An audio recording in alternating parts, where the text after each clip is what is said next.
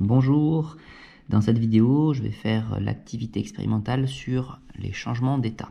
Alors, normalement vous avez déjà lu toute cette partie-là, qui remet donc l'activité dans son contexte, et ensuite moi je vais vous montrer un petit peu le matériel que je vais utiliser pour les expériences. Donc on a besoin d'une balance, des glaçons, du verre mesureur, éventuellement, c'est pas obligatoire, hein, d'un verre haut, ici, d'un feutre qui peut écrire sur le verre.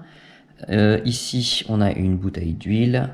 Ici, ce sera une sorte de bassine, un récipient qui va nous servir. Ici, donc un récipient hermétique.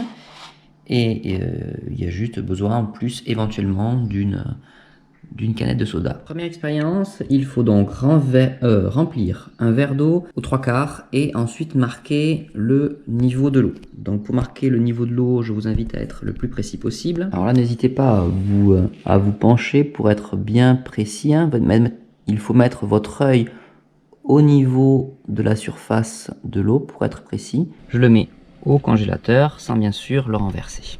Comme cette expérience dure longtemps, eh bien, pendant que l'eau gèle, je vais continuer à faire la feuille en passant au protocole numéro 2. Donc là, je vais devoir remplir un verre ou alors un verre mesureur aux 2/3 d'huile. Voilà, maintenant que j'ai versé l'huile, il va falloir de nouveau noter le plus précisément possible le niveau atteint par l'huile. Et maintenant que j'ai fait ça, il va falloir rajouter les glaçons. Lorsque vous ajoutez les glaçons, bien sûr, il ne faut pas qu'il y ait d'éclaboussures. Et vous voyez que normalement, les glaçons vont se placer plutôt au fond de l'huile.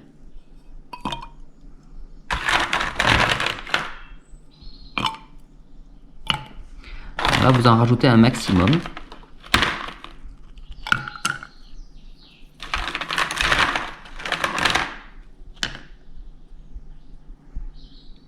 Voilà, alors là il faut qu'ils soient quand même complètement immergés, donc je vais m'arrêter là, ici, hop, et je fais de nouveau une marque pour repérer le niveau atteint par l'huile plus les glaçons. De la même manière, là il va falloir que j'attende que les glaçons fondent maintenant. Donc je vais continuer les expériences. Voilà, donc j'ai pris pour l'expérience numéro 3 une canette de soda. Alors j'ai la chance de pas souvent boire du soda, donc en fait celui-là il est périmé, donc c'est pas du gaspillage. Donc cette canette là, je vais la mettre dans une sorte de petite bassine, et tout ça je vais le mettre au congélateur pour voir ce qui se passe lorsque le soda devient congelé.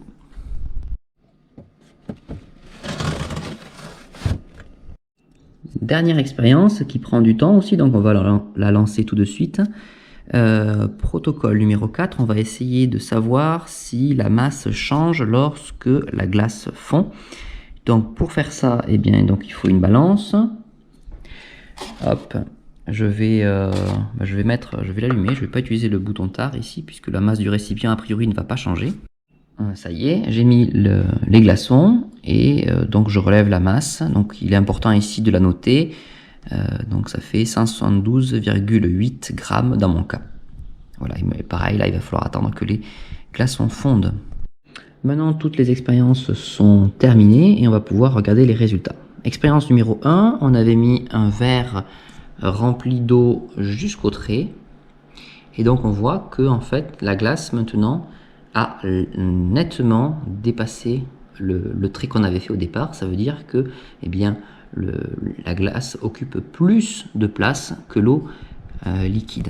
Donc à la question numéro 1, à savoir qu'il va choisir le bon mot parmi ces trois possibilités, donc on peut dire que lors d'une solidification, le volume de l'eau augmente. Expérience numéro 2, il fallait remplir un verre avec de l'huile, rajouter des glaçons et attendre que les glaçons fondent. Donc ici, on a l'expérience qui est terminée. On voit donc l'eau liquide qui correspond aux glaçons qui ont fondu qui se trouve en dessous, l'huile au-dessus. On voit ensuite deux marques qui ont déjà été faites. Donc la première marque, c'était le niveau de l'huile toute seule. Deuxième marque, c'était le niveau de l'huile plus les glaçons. Et on voit ici que maintenant, eh bien, l'huile se situe à un niveau légèrement inférieur. Donc ici, c'est parce que l'eau occupe moins de place. Notez que la différence n'est pas très importante. C'est pour ça qu'il fallait mettre beaucoup de glaçons. Si je reprends les activités, je peux lire pourquoi le niveau de l'huile est monté. Alors là, on vient de dire que le niveau de l'huile a plutôt diminué, mais c'est parce qu'on ne se situe pas au même moment de l'expérience. Le niveau de l'huile est monté lorsqu'en fait on a rajouté des glaçons. Donc j'ai noté, le niveau de l'huile est monté car le volume atteint correspond au volume huile plus glaçon. En fait, ça correspondait sur l'expérience aux 2 qui étaient tout à fait en haut du verre mesureur. Question numéro 3. Comment pourrait-on connaître le volume de glace contenu dans le verre? Eh bien, on devait faire V2 moins V1. V2, c'est le volume glaçon plus huile. Et V1, c'est le volume que de l'huile. Donc, si on soustrait V2 à V1, on retrouve le volume des glaçons. Dans le cas présent, V2, c'est à peu près 45 centilitres. V1, 30 centilitres.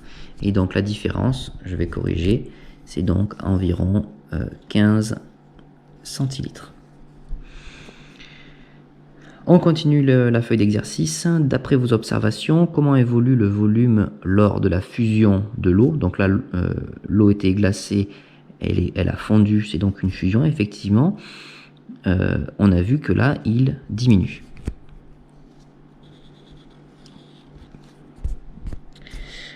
Ce qui est tout à fait cohérent, puisqu'on a vu que quand on faisait une solidification, le volume augmentait. En fait, le volume occupé par la glace est toujours plus grand que le volume occupé par l'eau liquide. Le protocole 3 était facultatif, mais je l'ai fait quand même. Donc il fallait mettre une canette de soda dans une bassine et mettre le tout au congélateur. Donc voici la canette de soda. On a l'impression qu'il ne s'est rien passé. Au début, je me disais, mince, ça ne va pas marcher. Et en fait, si on regarde l'arrière de la canette, eh bien on voit que l'arrière est complètement bombé parce que eh bien, l'eau contenue dans le soda, lors de la congélation, a pris beaucoup plus de place et donc a déformé complètement la canette. Il peut arriver que la canette explose, c'est-à-dire qu'elle s'ouvre par le dessus ici, et dans ce cas-là, la bassine est bien utile, que ça évite d'avoir du soda dans le congélateur. Alors, petite remarque au passage, certains pensent qu'il s'agit du gaz qui fait ça. Vous pouvez faire l'expérience avec des boissons non gazeuses et vous obtiendrez exactement le même résultat. Alors là, je ne l'ai pas fait, mais bon, si vous voulez, vous pouvez faire le test. Donc, c'est pas à cause du gaz. On passe à l'expérience numéro 4. Donc, il fallait mettre des glaçons dans un récipient qui était fermé. On devait peser ça lorsque c'était de l'eau glacée, donc des glaçons, et lorsque c'était de l'eau liquide. Donc, on l'a déjà fait précédemment. Je vous rappelle la valeur.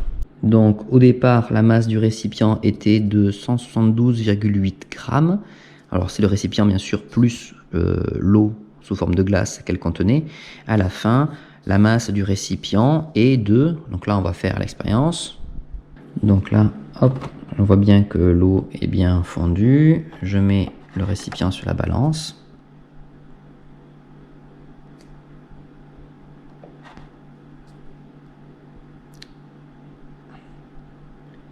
Et je retrouve bien les 172,8 grammes.